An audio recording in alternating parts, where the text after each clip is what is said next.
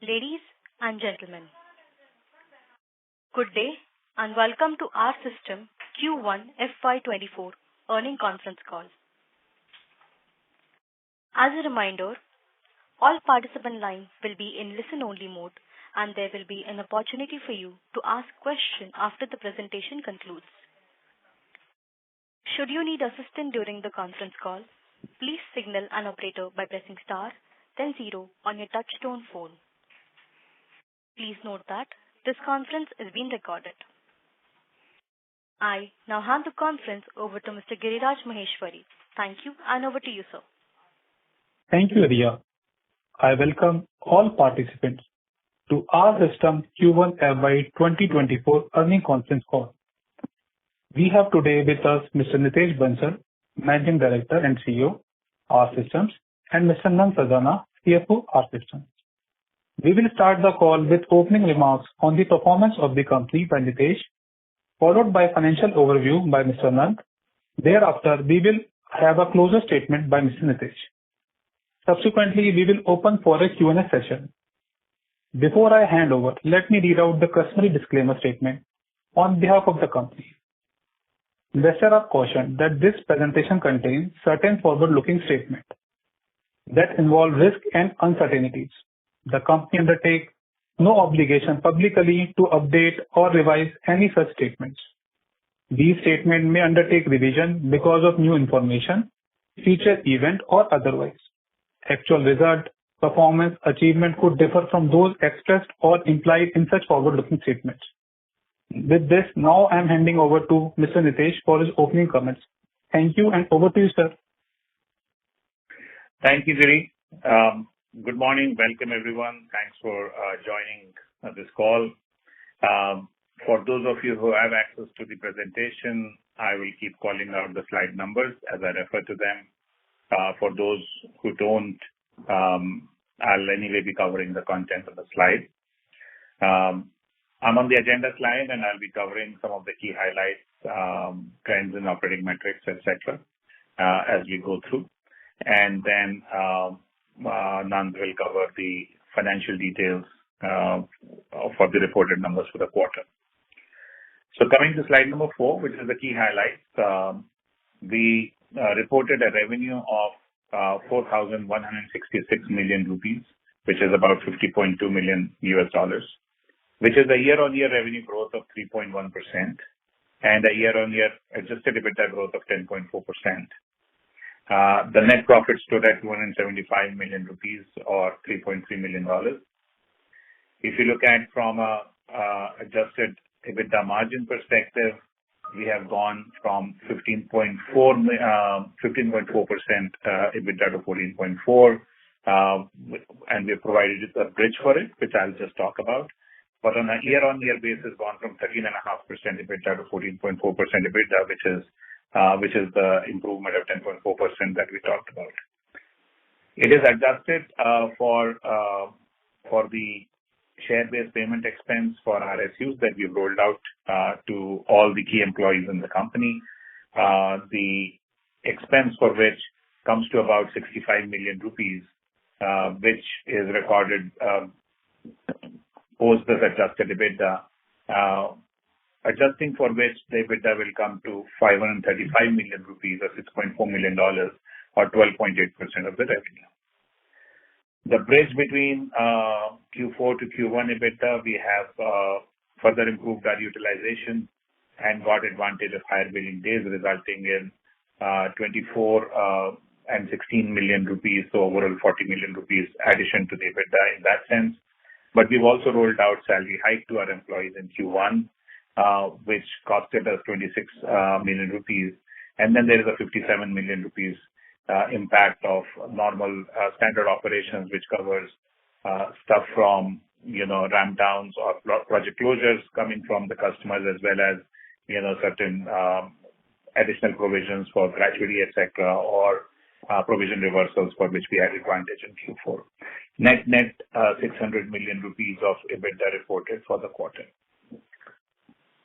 Moving to the next slide, looking at the trend, the 8-quarter trend for the revenue and EBITDA. starting Q2 22 to now Q1 24 across the 8 quarters, we've gone from 3,750 million rupees to 4,166 million rupees, which is a quarterly compounded growth rate of about 1.5%.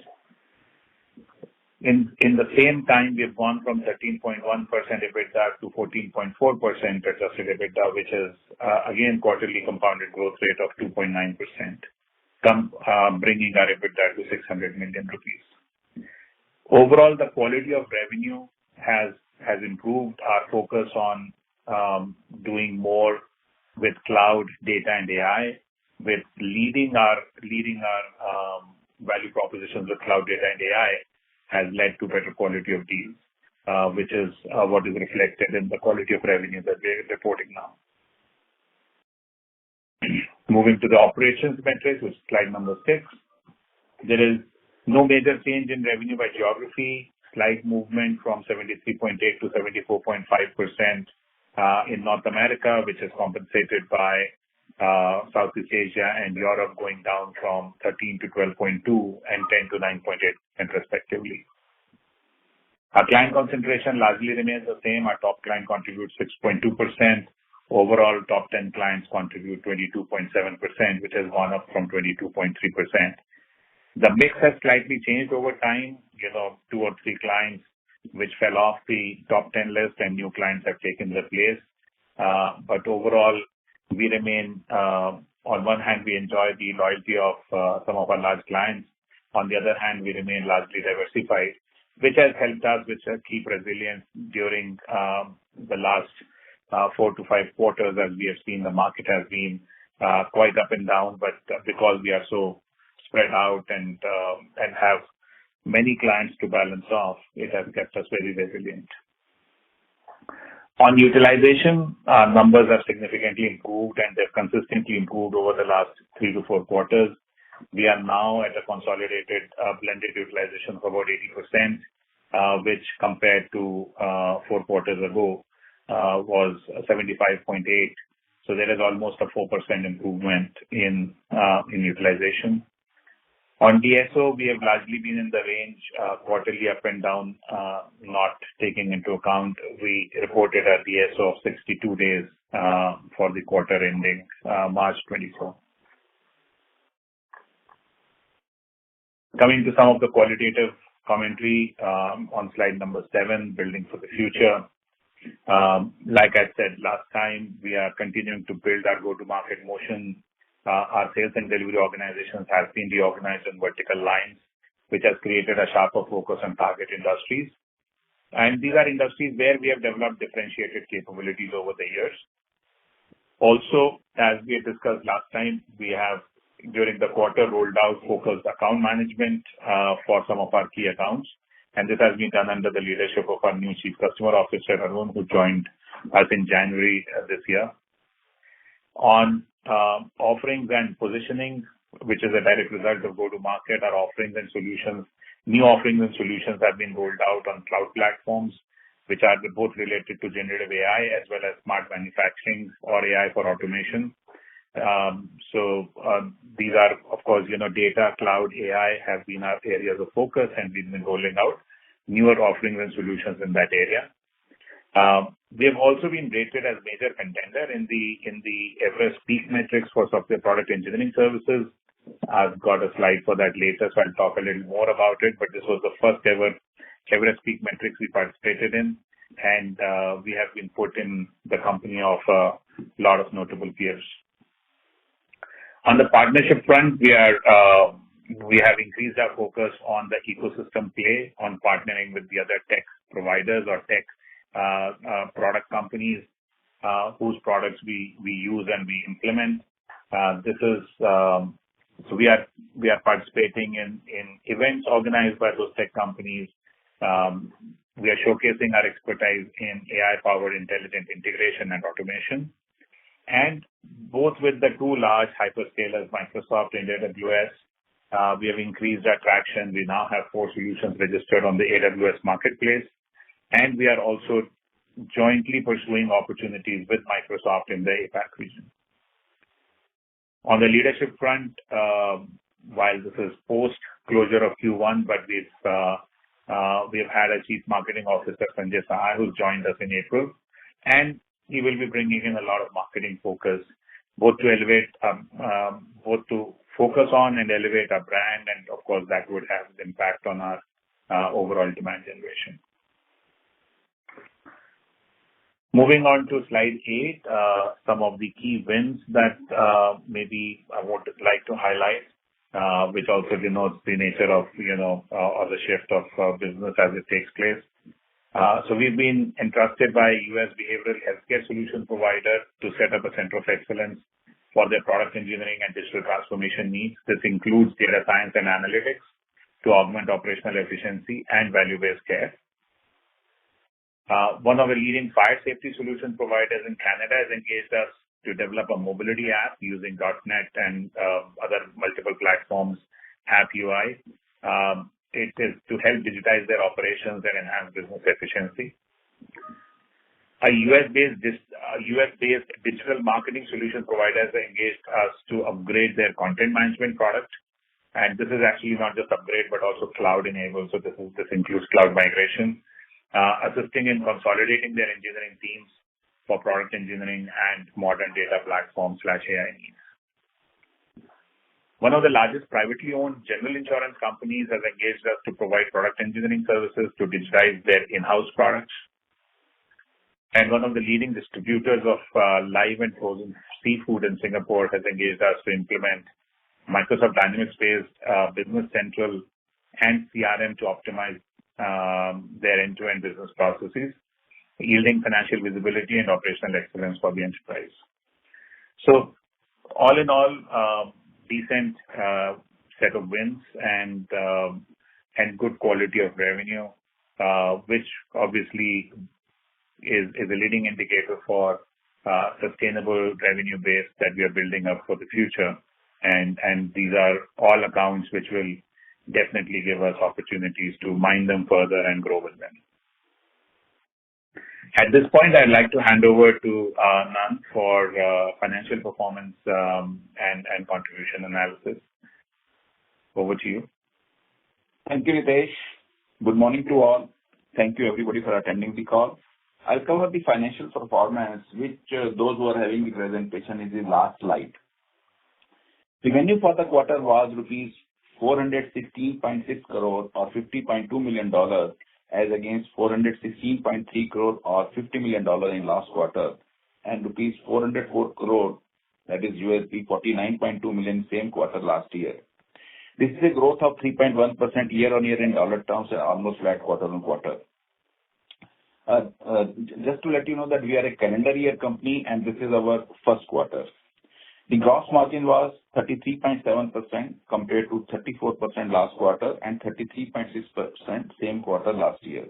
This is mainly due to increase in average salary due to the increments kicked in this quarter as offset by higher inflation and billing days. SG&A expenses has increased by 3.4 crores from rupees 77.1 crore in Q4 to rupees 80.4 crore in this quarter. The adjusted EBITDA was 14.4% compared to 15.4% last quarter and 13.5% the same quarter last year. The company is able to expand sustainable operating margin to improve utilization. We have granted 53.5 lakh RSUs to the identified employees pursuant to the Management Incentive Plan 2023 as approved by the shareholders. As per accounting standard, we have booked an expense of rupees 6.5 crore on these RSUs. EBITDA post the cost of RSU is 12.8%. We are committed for profitable growth and continued our investment in sales engine, new technologies and innovation to deliver long-term sustainable growth. Getting down to depreciation and amortization, the total expense was rupees 16.6 crores compared to 16.9 crores last quarter. This includes rupees 6.2 crore approximate for intangible capitalized on account of Velocio and Scalework acquisitions. Interest expense is rupees 2.8 crore compared to 2.9 crore last quarter. Other income was 2.3 crore compared to 1.5 crore last quarter.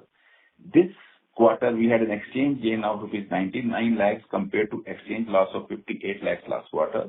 Further, the other income comprised of interest income of 84 lakh this quarter compared to 1.46 crore last quarter. This is primarily due to reduction in corpus post-dividend payment. During the quarter, the average rate for USD and Euro was 83.04 and rupees 90.14 respectively, as against last quarter average of USD and Euro of rupees 83.24 and 89.59 respectively. These are the two main currencies for our system. As at the quarter end, we have total forward cover of $35.9 million with average rate of 84.21 and Euro cover of 2.2 million with average rate of 93.457, which we have already marked to market at closing date of 31st March. We have consistently followed this conservative accounting instead of parking such non-cash loss in balance sheet through hedge accounting. Our tax expense was rupees 8.9 crore this quarter as against tax of negative rupees 1.4 crore last quarter. Tax expense was negative in last quarter due to reversal of the tax provision of rupees 11.4 crores against dividend received from subsidiary company post-dividend declaration by the company. Effective consolidated tax percentage approximately 25%. Profit after tax and EPS profit after tax was rupees 27.5 crore or $3.3 million compared to 45.9 crore or $5.5 million last quarter. Basic EPS for the quarter was 2.32 compared to 3.88 last quarter. With this, let me hand over to Nitesh for summing up. Thank you, Nanji. So, summing up and looking ahead, the slide number 10 I'm referring to, or rather slide number 9 I'm referring to. Our own focused account management approach, as I talked about, we're beginning to see some results from it in form of increased client traction, and there is a proactive deal pipeline that is getting generated through that. This is obviously leading to more meaningful relationships with those clients. We've also signed a strategic partnership with IIT Delhi. This is something we did in January or rather February this year to create a joint COE for research towards applied AI and sustainable solutions. IIT Delhi, as we all know, is a premier institute in India, and they have a dedicated artificial intelligence department. And being close to us from Noida, it makes a lot of sense for us to collaborate with them. And this is a joint center of excellence where we get access to their latest research as well as most of the PhD students as well as their faculty members to work together with us on joint projects of interest. Trends that are shaping 2024, and as we know, 23 has been quite an interesting year. Lots of things happening around the world, both on geopolitical as well as on business front. As we've gone into 2024, we are seeing that there's still an increased focus on India as an offshoring destination, where clients are choosing options like setting up captives or partnering with service providers, and quite often both, because a lot of clients do not want to have a complete fixed cost base, even if it is in a low-cost geography. So while it creates some competition, but it opens up new opportunities, new avenues of opportunities for us as well. Generative AI, from being obviously the fascination and talk of the town, it's also getting embedded into the software lifecycle, changing the ways that we develop software. We ourselves at our systems, we have rolled out co-pilot trainings and licenses to our workforce to stay both in touch and ahead of the trend to the extent possible. While there are sectoral nuances with some evergreen sectors like tech, media, telecom, health, etc., or BFS, sometimes being slow, but we have a very balanced portfolio across multiple verticals, and that has helped us keep resilient through those times when some sectors have slowed down, other sectors have picked up, and hence we stay resilient. And we are optimistic on the market sentiment improving in the second half of this calendar year. In fact, from the deal activity as we see, we are seeing green shoots of things picking up, both in terms of the deal sizes as well as the duration that customers are taking for the decision making. And I'll come to the last slide on the Everest peak metrics. So this is the, as we talked about, this is the Everest group peak metrics, software product engineering services assessment of 2024, where we have been placed amongst the major contenders, which is, if you are referring to the slide, we have put a green box over there to show where our systems is. The assessment obviously is a fairly rigorous assessment done by Everest Group, and according to them, they have highlighted some of the key strengths that we need to obviously hone in and continue to stay focused on. So what Everest has also highlighted is we have a balanced portfolio across buyer sizes and geographies. That we have a strong partner ecosystem comprising hyperscalers, data engineering partners, and enterprise technology providers. That we are amongst the few firms who have a dedicated service for private equity firms, and we have the willingness to engage in emerging deal constructs.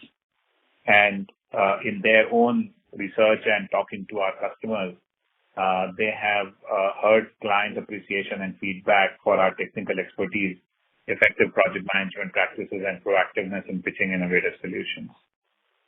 So I think it's a good reaffirmation of what we believe our core strengths are, what we stand on, and we stay committed to building on these and deepening our relationship with the client for the future. That's really what I had in form of presentation. We would definitely be open for questions now. Thank you very much. We will now begin the question and answer session. Anyone who wishes to ask a question may press star and one on their touchtone telephone.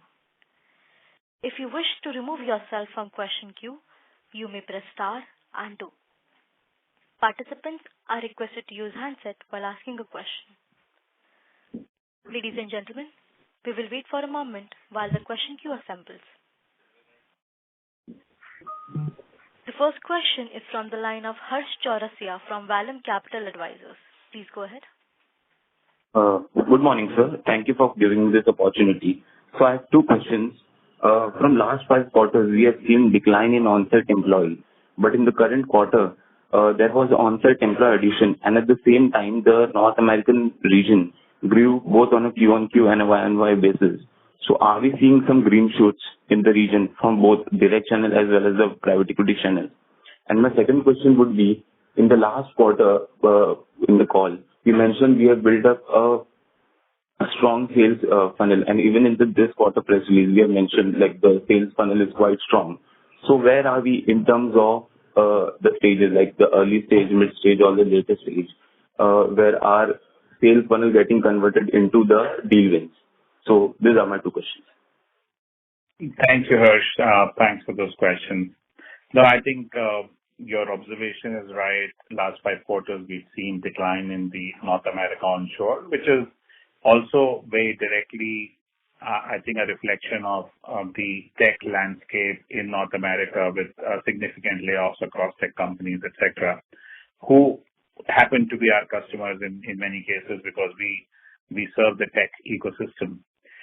The increase in North America this quarter largely is from the direct sales channels because we did win a significant deal with the California state government. We've also won a few more deals where the projects are being done on an on-site and offshore mixed mode, which required some more onshore presence. So those are good green shoots, like you said. Yeah, they are green shoots of both emergence in terms of new demand, as well as a little bit of opening of spending in the North American tech sector or largely in the North American region. I would wait another quarter before calling it a secular trend, but the green shoots are definitely positive and we are excited about it. On your second question on strong sales funnel, I still stand by that Q4, when we presented, we talked about a strong sales funnel. We have executed on that. Our result may look like flat from Q4 to Q1, but that's a net flat, which contains the some effect of whatever ramp downs were already known, etc., versus all the stuff, all the business that we have won. From a decision-making cycle perspective, I think we were expecting a much faster decision-making cycle in Q1. We did not exactly get that. So the funnel has stayed strong. It is a mid to late stage funnel, but the decisions have taken longer. So we have not lost deals, just that the deals which could have started off in January, maybe started off in March, or maybe are starting off in April. So we are seeing some delay, but that funnel is building up. It is both in terms of average deal size. I'm positively enthused by it, and also from the perspective that these are good quality revenue type of deals that we are looking at. So, if I may ask, have we addressed made the addressable market for Blackstone private equity channels? Like, what are we looking at where we can provide our capabilities? What are the number of clients we are looking to pitch, and what would be the addressable market for Blackstone channel? So Harsh, Blackstone has been a fairly good channel or active hunting ground for us. We have been part of that portfolio now for 3 quarters or 9 months. And during this time, we have already started working with or getting revenues from over basically a double-digit number of clients, I would say. From a prospecting or reaching out perspective, I think there is 40 to 50 clients within Blackstone portfolio that we have access to. But again, individual Blackstone companies will make their own decisions based on their own spend cycles, etc. So we remain, we are definitely getting that traction. We are taking advantage of that access, and it is a very active channel for hunting for us, and it has been quite positive for us so far. Thank you. Just last question, if I squeeze in. So basically, it's a data regarding question. Earlier, we used to provide the repeat business. Now, we have stopped providing the data points. So what would be the repeat business for this quarter? Same data point for last quarter and the year before. So at least in the last 2-3, investor calls that I've been part of, we haven't focused on repeat business. But having said that, and right now I don't have the numbers, direct numbers or exact numbers in front of me, but given my sense of the business on a rough order of magnitude basis, we still get close to between 85 to 87% of our business from repeat customers. We do have, because we are dependent on, or because we do a lot of discretionary work, we open quite a good number of new clients each year. So about 10 to 12% of our revenue does come from new customers, but 85 to 88% would definitely be repeat business consistently. Thank you, sir. Thank you for providing this opportunity, and all the best for the future. Thanks, Harsh. Thank you. Next question is from the line of Yash from Avigra Capital Advisors. Please go ahead. Hi, am I audible? Yes, sir. Yes, Yash. You have been adding team members in the top and upper middle management level. Where are you in that journey? Are these investment or gaps in this space filled, or there is more to go? So, yes, so far we've added basically 2 team members in the upper management level, the Chief Customer Officer and Chief Marketing Officer, which basically have been a Q1 and a Q2 addition for this year. We did not make any major addition or change to the senior team. Actually, we have not made any changes. These are only additions, but we did not do anything last year of that kind. These are gaps that we have identified as a result of our strategy exercise that we did in Q4 last year, where we identified certain gaps. Not having a chief marketing officer was a clear gap. Not having anybody running the account management or farming function was a clear gap. So we filled those. We will continue to invest in bringing some focused talent around sales and marketing because we have promised we will continue to invest in sales and marketing as we develop our go-to-market motion. So those would be more middle tier talent, not at leadership level. So it will continue. You will see some additions happen as we go across during this year because clearly it takes time to identify talent, bring them on board, and by the time they join. But I do not see, it is an ongoing exercise. I think your question was, are we going to see more during the coming quarters? The answer is yes. We will see a few more coming during the quarters. So as you are in the investment phase currently and with the demand remaining subdued over for the next 6 months, so how do you see the movement in the margin for the medium and long term? So I think last quarter also I'd addressed this question. We are phasing out this investment in a manner that we can keep pace with the growth of the business, and so that we continue to deliver margins pretty much in the range that we have been managing. So our whatever margin expansion we are able to do may get offset by some of the investments we make. There might be, again, seasonality across quarters, which may be a few basis points here or there, but we are not indicating any massive margin dilution because of the investment, because we are phasing out the investment along with the business growth.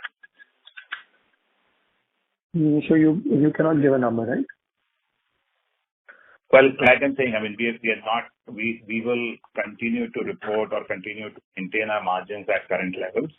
We will expand on margins through operational efficiencies. We'll invest them into the investments that we are making.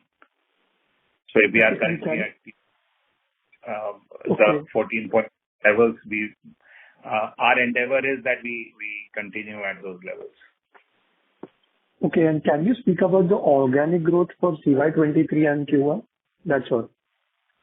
CY24 sorry, did you mean CY23? And this current quarter. Okay. So, look, CY23, we saw our numbers largely remain flat, okay, and this was a combination of we did acquire Velocio Technologies middle of the year, and then at the same time the market has also kind of taken a turn. But overall, we combined the Velocio Technologies with our business, and as a result, as a whole, we have continued to stay moving in the positive territory. There has been some churn in the business. There has been some impact to our traditional business, which went down. So organically, we in CY23, we did see a slight amount of degrowth, which was offset through our acquisition of Velocio. CY24 or Q1, that trend has sort of flattened out, and we are seeing a positive impact coming towards the future. We are seeing positive organic growth. Hopefully, in the next 2 quarters, we will start seeing both quarter-on-quarter, year-on-year positive organic growth impact as well. It will be difficult to make out because Velocio has been fully integrated, so the numbers won't be available separately. But I'm sure, you guys, since you do a lot of analysis, you will have a sense of how it is, coming through in the numbers. Okay, thank you. Thank you. Next question is from the line of Abdul Qadir Raja from Ratnabali Investments Private Limited. Please go ahead. Yeah, thank you for the opportunity, sir. Just a couple of questions. So in the last few calls, you had mentioned that the Velocio has a quarterly run rate of roughly $2.3 million. So just wanted to understand, is this run rate being maintained with a 30% EBITDA margin? So, Abdul, I don't think we have given a quarterly run rate for Velocio in any of the calls. And, so I wouldn't go into the exact number of what is Velocio's quarterly run rate. But having said that, what I have definitely said, and I'll repeat and reiterate now, is that Velocio has been both growth and margin accretive for us. So they have, now that that business is integrated with ours, we have seen that bring positive growth momentum to our overall business. And to the portion of business which we execute out of Pune, we have actually managed to extract better margins. So it has been margin accretive as well, right? So since we are not reporting separately, it will be very difficult to put a finger at saying exactly how much is Velocio. But from a people utilization and growth of the center and growth of the services perspective, it has, I have absolutely no doubt in saying it has positively grown and been both growth and margin accretive for us. Okay, sir. So the next would be, like we have a sales target of roughly $1 billion to achieve in, say, the next, 4, 5, 6 years. So I just wanted to, know like if you have, narrowed down any acquisition target. So I don't want any details, but like, are we on track, or like have we, found out the target company which we can acquire? Just any thoughts on that? Abdul, we are very active players in the market from an acquisition perspective. Every month we probably do at least a couple, if not, 4 or 5, due diligences. Or due diligence is probably much later, but at least the initial, discussions with potential targets. And being part of a Blackstone portfolio company, we have the advantage of having an extremely large, ecosystem of acquisition that kind of acts on our behalf, to have access to a lot of bankers and other players in the industry.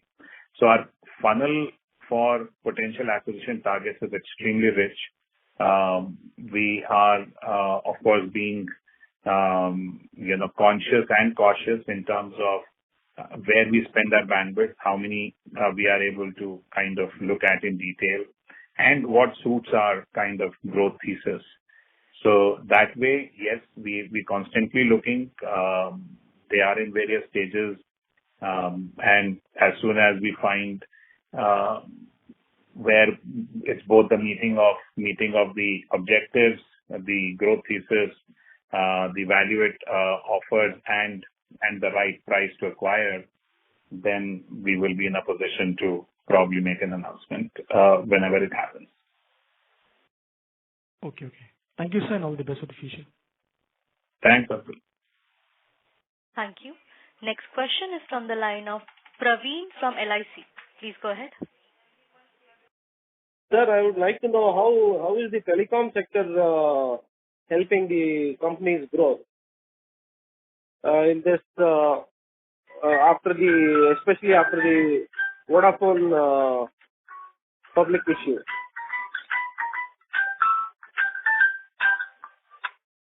So, I'm sorry, I was hearing a ringtone, but Praveen, thank you for the question. So, telecom has been a core sector for us, and it has been, something that differentiates us in the market, because product engineering for telecom requires both specialized skills and deep programming knowledge, which thankfully we are able to demonstrate and do. The customers that we work for, Praveen, are mostly the technology providers for telecom companies and the core OEMs who the telecom companies use to build their tech stack, right? So we are not so much exposed to the service providers themselves, the likes of, Vodafone, T-Mobile, or, AT&T, etc. But we are working with the technology providers who actually provide the core stack on which their telecom works. So we're working with the likes of Nokia, or we're working with other such core providers. So for us, the telecom market is less impacted by what happens to or how again, there are merger situations happening between telco operators around the world. We are less impacted by that, but we are more impacted by the general spend by those operators on technology, right? And which, if you look at in the last 4 or 5 quarters after the 5G spectrum, a lot of operators have spent a lot of money on 5G spectrum. They are struggling to monetize, and that has resulted in some amount of tech spend squeeze of what these operators spend on technology or refreshing their technology, etc., which has some impact on us. But we have, because we are working on core products, it's also a fairly resilient spend. So we have not grown significantly in telecom space, because that's how the market is. But our business is very sticky, and we are continuing to kind of stay with our customers because we are core to them. And since telecom is not a standalone market, we work with telecom and media and entertainment companies. Some amount of media and entertainment spend is something that we have taken advantage of, and that's also something that was one of the reasons for acquiring Velocio, because they also have a strong media offering. So that has helped us in overall keeping the market rounded up and taking advantage of it. Thank you, sir. Sir, one more question. Hello? Yes, sir. Yeah, please. Sir, you have been giving good dividends for the past 2 years. Can we expect a bonus issue? Praveen, this is something that is obviously a board decision on how we appropriate, and this is part of our capital appropriation policy. We stay committed to returning back our reserves and the shareholders' profits back to the shareholders in one form or the other, whether it goes in form of dividend, bonus issue, or anything of that sort, is a decision that's probably taken at that point of time. I do not know if the precedence, if there has been any. Nanji, you want to maybe comment on that? So, see, these are, we have never issued bonus in the past, but I think, as of now, there is no such plan. Whenever there is any such thing, we will inform the stock exchanges. Yes, sir. Thank you, sir. Thank you. Thank you. Next question is from the line of Nikhil from S&P Family Office. Please go ahead. Good morning, sir. So my first question is we are trying to grab the larger clients. So are we planning to underbid to grab them? And my second set of question is what is the growth rate in ACV and TCV, and what is the contribution of Blackstone portfolio companies in ACV and TCV? Hello? So, no, I heard your question. I was just making my notes so that I don't miss out on any part of the question. So on bidding for larger value clients, are we underbidding or are we taking a margin impact to win those customers? The current answer is no. But again, this will, just to be completely honest, Nikhil, depending on the nature of the deal, we might take those calls from time to time. So far, we haven't, because the nature of work that we are still winning is in premium digital skills and services, cloud, data, AI, etc. And customers who are investing in those areas are, at least our experience so far has been, they're not penny pinching. They are building something which is strategic to them. So we are able to get the rates we normally command and we deserve. But tomorrow, if we do get larger, long-term, sustainable revenue, we will obviously try to stay competitive to the market to win such business. But that's for future to tell. On growth rate on ACV and TCV wins, I don't think we track it in terms of terms of growth rate of TCV wins on a quarter-to-quarter basis. But having said that, since we did put a new go-to-market motion in place, we are tracking the number of deals over a certain size that we win. And there, like I've said, we've seen very positive movement where our, deals which are, above $1 million in ACV or above $2 or $3 million in ACV or beyond have continued to grow consistently quarter on quarter. Contribution of Blackstone portfolio, again, we don't, again, that's a split we don't report as a percentage. But like I mentioned to another question I think Harsh had asked earlier, was we are already working with double-digit number of Blackstone clients, and we have made significant headway with those customers. With some of those customers actually crossing $1 million revenue with us already, and we have significant runway in terms of where we have in the pipeline over 30 to 40 other Blackstone portfolio companies that we are prospecting with. Sir, so my next question is margins in the IT services business have improved drastically. There's a good improvement in the margin. So are these sustainable margins? And what are the margins we are going to see sustainable margins going ahead? So we believe that the margins that we are currently operating at are sustainable, and we are quite confident that we will be able to continue to report these margins even after some of the investments that we are embarking upon, that we are making both in sales and marketing improvement and our go-to-market motions. So yes, short answer is these are sustainable margins. Nanji, you want to add anything to that? Sure. See, I think Nitesh has already answered. We feel that these are sustainable margins, and by growth, operating leverage will play in. Also, there is a lot of thrust on improving utilization. So we are confident of not only maintaining but slight improvement in margin as well. Okay, sir. That's it from my side. Thank you, sir. Thank you very much. Thank you. Next question is from the line of Vinay Menon from Monarch Capital. Please go ahead. Hi, sir. Thank you so much for this opportunity. So I have a few questions. One is, sir, over the last few quarters, you've been talking about the funding issues for, especially US tech companies and startups. So what is the update over there? And if you can just provide, you used to provide a breakup between, tech, BFSI, telecom. So if you can provide that also, that number, that would be great.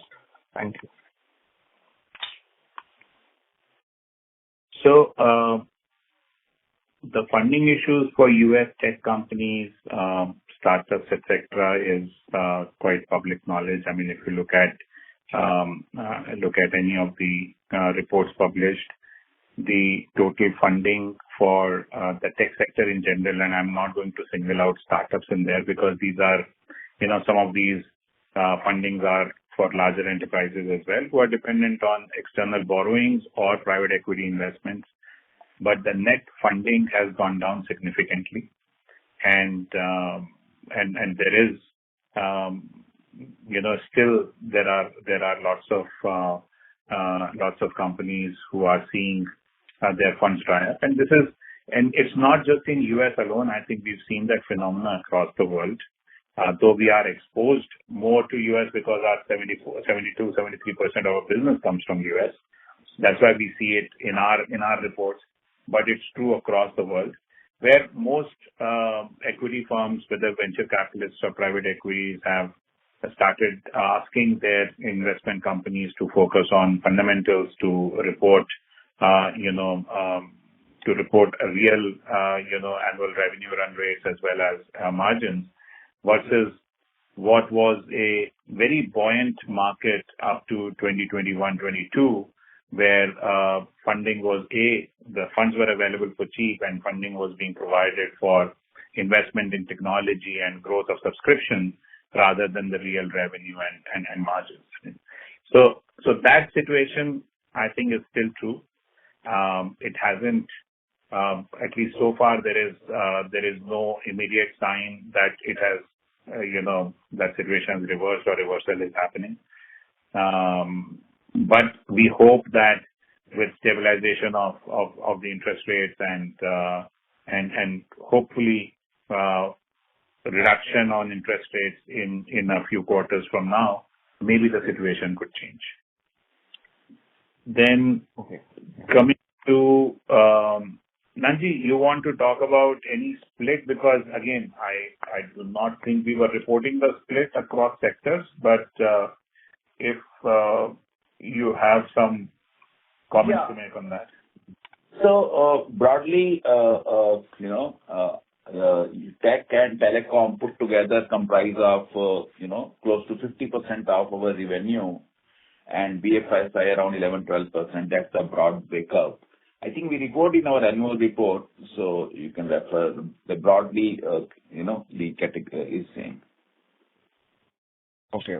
And just one more question, Nanji, if you can answer. So you have mentioned that about, I think in the last last call you had said that 12 crores will come as a tax write back because of the funding which you got, from your US subsidiary, which you had used for the Velosio acquisition. So that is the same 12 crores which you have mentioned for Q4 2023? Yeah, I mean, I have explained that the tax impact is because of that 12 crore benefit which we got. Yeah, that's right. We have given in the form of a note. That's right. Okay. And one last question, if there is time, sir. Sir, Mukesh, sir, what kind of revenue growth are we targeting, for our systems over the next few years? If you could possibly give any guidance, that would be great, sir. Thank you. Yeah, guidance, we don't provide guidance, but we have consistently maintained that we are tracking ourselves closely with the industry and industry peers. And our ambition, our goal is to grow at least faster than the industry average and hopefully, at par with some of the best performing players in the industry. But this has been a very dynamic cycle. So getting that predictability is very important for us. But we certainly will continue to track ourselves with industry averages, and we will grow faster than industry average. Is something that I'm very confident of saying. Okay. Thank you so much, sir. If there is any way to reach you all, because we just wanted to know a bit more, so if you can let me know that if there's any way I can contact you after this, then that would be great for some offline questions. Sure. Nanji, our investor relation contacts are provided with this. So please do feel free to reach our investor contact team. I have my email address in the press release. Do write to me and we'll answer your questions. Okay. Thank you so much, sir. Thank you for this opportunity. Thank you. Thanks. Thank you. Next question is from the line of Ravi Anand from InCred Asset Management. Please go ahead. Yeah, hi, sir.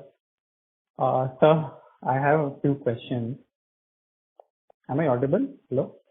Yes, go ahead, please. The first question is on growth. Sir, this quarter has been kind of a flattish quarter. Last quarter was obviously seasonally weak. And prior to that, we had one-off and Velosio acquisition. And prior to that, three quarters were kind of 1% CPGR kind of stuff.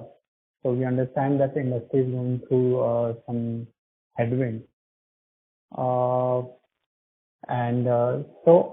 are we guiding that our growth will be kind of in line with looking at the past 5-6 quarters, and that our growth in the next few quarters will be in line with the industry, because that is what the data is suggesting. And if I just want to add to it, we mentioned that this quarter there was some impact on growth because of rationalization of a certain account. So would just want to understand, had this rationalization not been there, what would have been a normalized growth? And what would that growth be coming from? Would it come from mining of existing clients or hunting of new clients may be added by that? Sorry, Ravi, what was the question around rationalization? I lost your voice a little bit over there. Yeah, so we mentioned that the growth during the quarter was muted. One of the reason was that we had to cut down the smaller accounts, if my understanding is correct. Or maybe rationalize them. No, we haven't deliberately cut down on any smaller accounts or rationalized. What I'd mentioned was that there has been, continued churn of some customers, which, like I think the earlier caller Vinay had also asked about, that, there has been, in our business, because of discretionary spend, there is a certain amount of business that will naturally come to an end because the project gets over, right? And then there are the longer term R&D investments, which we are part of because we develop products for our customers, which are dependent on the R&D budgets of the customers. And in the last 2 or 3 quarters, due to some of those funding issues, etc., that we talked about earlier, we have seen some of our customers, shut down on those initiatives, which creates ramp downs for us, right? So those have been the, the ramp downs or churn that we've seen. On the other hand, we've continued to win new business to compensate for that ramp down and churn and kind of, build up both revenue base for the quarter and pipeline for the future to kind of continue to grow upon it. So yeah, I mean, there was no rationalization of customers deliberately done from our side, but, that's a natural churn that we have seen. But go ahead with your question. I mean, there was some other part to the question as well. Yeah, so just in continuation with this, so this will be a natural phenomenon every quarter. So in context of this, what can we estimate as a, especially given that the industry is going through headwinds, what would be I'm not asking for a explicit guidance, but a range of growth guidance, maybe between 10 to 15, something like that? So, Ravi, your first question was, is our growth largely tracking the industry, and at any point are we going to break away from it? Are we going to grow much faster than it, right? So currently, yes, we are largely tracking the industry. In fact, depending on which statistic you see, across some of our larger peers, mid-cap peers, or small-size companies like us, we are probably slightly better off with most of the companies having somewhere, given muted results, negative growth trajectories, etc. But yeah, we are still largely, subject to the kind of industry trends currently. With the investments we are making in account management, in mining function, etc., we believe first it will help us, solidify our positions with the accounts, which means bring more predictability in our revenue, and then eventually may contribute and will. I'm confident it will, but I'm just projecting in the future whether it will happen in 3 quarters or 4 quarters, or it will take longer, when it can start giving us that additional growth trajectory where we can break away from the industry trend, right? Our new account acquisition engine has been one of the strengths.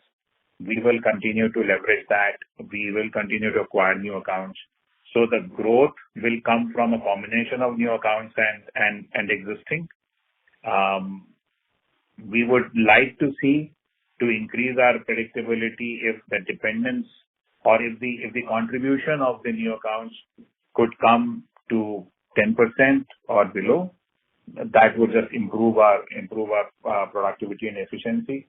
But we are happy with the new accounts coming in because it gives us exposure to new customers, and being in product engineering and R&D, we do need that fresh infusion so that we are constantly working on the latest products and the newest technologies, right? So that combination will continue. Right now we're tracking the industry and we're staying above the average, but we will break free at some point of time. And yes, churn will remain a natural phenomena, but industry has a role to play because the churn was not that high, 3 or 4 quarters ago. We have seen it become very high. We hope it stabilizes. Typically, our business is more sticky business than generic IT services because R&D investments are made for several years. Products continue to stay in development and new features keep getting added over and over time. And that's how we have maintained, very long-term relationships with our clients. If that churn reduces and the R&D investments become more stable, we will definitely see that translate into positive growth for us. Right, sir. Sir, my second question was on margins. So as we build a team, the RSU cost will be there. Maybe it's not a event phenomena, but we will continue to invest in SG&A as well. So like as you mentioned that the margins are sustainable and it might improve going ahead. But if I look at the segmental table, so the information technology services business is generating EBITDA less than 10%. Most of the margin is coming from the business process outsourcing services. And obviously, utilization is one of the levers. But how do we see this margin on a more longest term sustainable basis? So I'll definitely ask Nanji to also comment on top of what I say. But broadly speaking, Ravi, our business mix, at least for the foreseeable future, and we haven't forecasted for 5 years out, we are forecasting only 1 year or 18 months. We see our business mix remaining largely similar. And with a similar business mix, we should be able to deliver a similar margin profile. When we are making more investments in, sales and marketing, like I've answered earlier, we will be compensating that through our both, business growth as well as some amount of, efficiency levers that we will bring in so that we don't dilute our operating margin, from that, that significantly. Like I said earlier also, there might be a few, 10, 20 basis points dilution seasonality that may happen because sometimes when you hire someone, when you bring someone on board, it may be a step ahead of when the growth came in or margin expansion happened or later. So that may create some seasonality. But broadly speaking, we are in that sustainable range. And you had some point about RSU cost. This RSU cost is, for bulk of the people or, that have already been covered. If we do hire some more people, that will be 1 or 2 people coming in who might be then be given RSUs at the time of joining. The total cost impact of that spread over, the 7 years duration as it is spread over will not be significant on any quarter from a cost of RSUs perspective. At least that's my sense of it. Nanji can maybe throw more color at it. Sure, I think you have answered it correctly. So because most of the employees are already covered in that. And just to answer your question on the split between IT service and business versus outsourcing, 91% of business comes from IT services. So whatever the margins are, these are more or less from IT services. The slight 9% portion come from business process outsourcing services, where the margins are a bit higher because the kind of work we do. But again, the 91% business is IT services. So, so most of the profit is coming from that services only.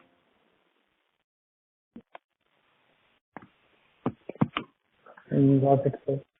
Thank you, sir. If there is any question, I'll come back up front. Sure. And now we already 5 minutes have exceeded the time How many, still questions are unanswered, operator, can you tell us? Sir, it's 2. Okay, Nitesh, we can cover quickly. Let's talk quickly, we can do it quickly, please. Sure. Next question is from the line of Gokul Maheshwari from Avigra Capital Advisors. Please go ahead. Yeah, thank you for the opportunity.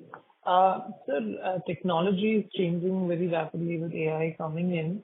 In that context, any parts of the business where you feel worried that is prone to some level of disruption, or would you be on the right side of the disruption? If you could comment on that. No, thank you for that question, Gokul. I think I covered in my presentation that AI obviously is both is a very large opportunity for us, but it also poses some amount of threat to those who are not ready, right? And the threat is not in terms of loss of jobs or loss of positions or anything. It's just that the customer expectation will shift over time. They will expect that the work is done in the most efficient manner, leveraging technology to the extent possible. Since we work on a lot of, large part of our work is product R&D related work where we are developing products of the other companies who are product companies.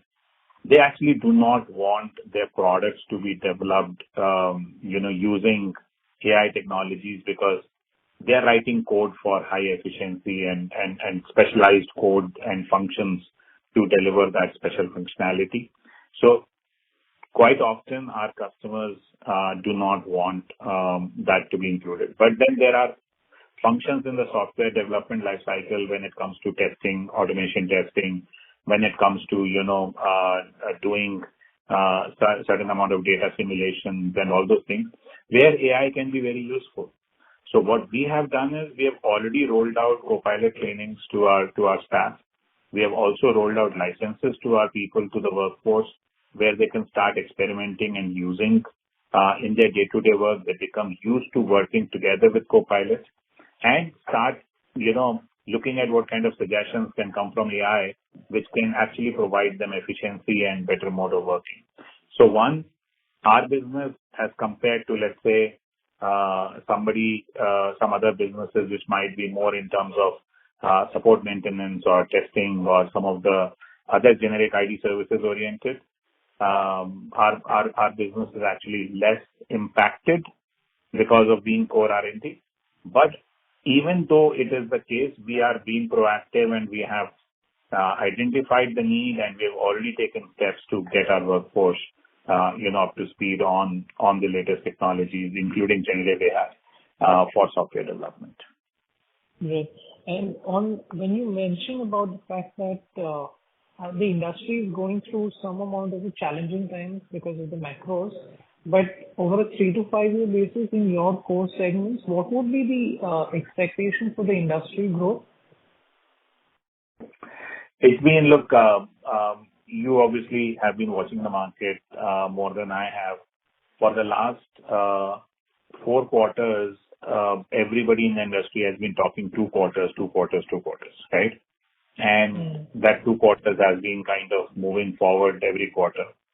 So, the honest truth is it's very difficult to say. Also, this is an election year in, half of the world. Basically, all the major democracies are going through election, and there's also a European election. So, all the, European Union election is also happening this year. So there is, I am seeing in my own little world, I'm seeing optimism in terms of people are beginning to spend, budgets are beginning to open up. Some decisions which were stuck for some time are beginning to come through. Now, this is as of last month. If this trend continues, I will feel a lot more positive and optimistic about this year, which I am, honestly. But to be able to say how fast the industry will grow, what the growth trend would look like over the course of next 3 to 4 years, anybody's guess. My hope is that industry will get back to its growth trajectory next year. Second half of this year will be the uptake. Next year it will be back to its growth trajectory. And I think the consumption need of the industry or the tech consumption need is so high that, expecting a 10, 12 or 15% growth from there on should be possible, because that's what the world needs to consume. But again, going by the last 3 or 4 quarters of trend, I would not, put it in very definite terms. I mean, I'll keep my fingers crossed, and I wish that would happen. Great. Thank you. Last question. On the employee front, what are you looking to add in terms of number of people? You have around 4,100 odd employees. So you mean where, in which areas we are? So in terms of which areas and the quantum, if there are any plans which you have put in place on a net basis? So our plan to hire would be in line with our, as we look at our quarterly growth projections, because we don't hire freshers, right? So we don't have an intake of, college intake where we would make advanced plans to say this year we are going to hire, whatever 500 freshers or something who we will train for next 6 months to make them ready for workforce. We mostly, use talent who are with us when they come off projects, or we hire ready talent from the market in the 2+ years, 3+ years experience categories, all the way up to 10, 12, 14, 15 years experienced people. So our hiring plans are in line with as we see the forecast for the quarter. Areas that we are definitely investing in, and we are actively hiring, and because that's where we are also seeing demand, like I said earlier, is data, AI, cloud, plus Salesforce, and those have been areas of consistent demand and consistent growth. So those will continue to remain our focus to hire. Great. Thank you so much. All the best. Thank you. Ladies and gentlemen, that was the last question of the day. I now hand the conference over to Mr. Nitish Bansal for closing comments. Over to you, sir.